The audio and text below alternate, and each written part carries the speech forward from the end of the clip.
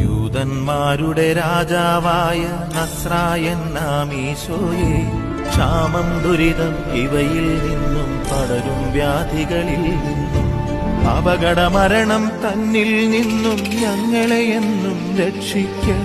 അപകടമരണം തന്നിൽ നിന്നും ഞങ്ങളെ എന്നും രക്ഷിക്ക.